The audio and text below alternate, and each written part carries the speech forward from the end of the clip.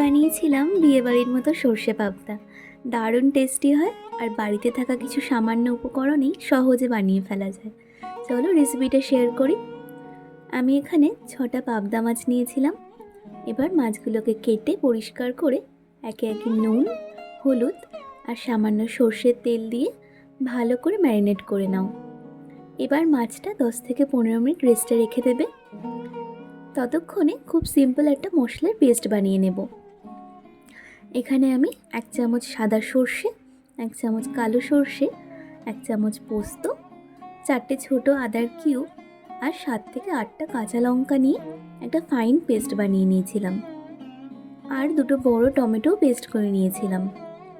এবার কড়াইতে সর্ষের তেল দিয়ে খুব ভালো করে গরম করে নিতে হবে। যখন দেখছো তেল থেকে এমন ধোঁয়া উঠছে, তখন মাছগুলো একে একে তেলের মধ্যে দিয়ে দেবে।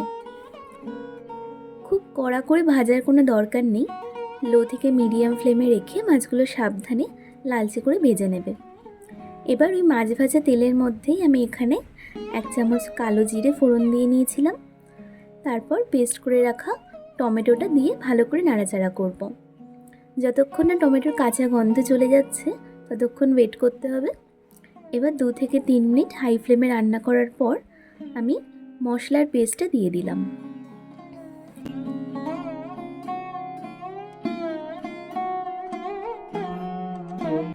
এবার কিছু বেসিক মশলা, পরিমাণ মতো নুন, হলুদ, লঙ্কা গুঁড়ো দিয়ে ভালো করে সব কিছু একসাথে মিশিয়ে লো ফ্লেমে রান্না করতে হবে। যখন দেখছো মশলা থেকে তেল ছাড়ছে, তখন পরিমাণ মতো জল দিয়ে আবারও সব কিছু মিশিয়ে নাও। জল ফুটে উঠলে ভেজে রাখা পাবদা মাছগুলো একে একে দিয়ে দাও।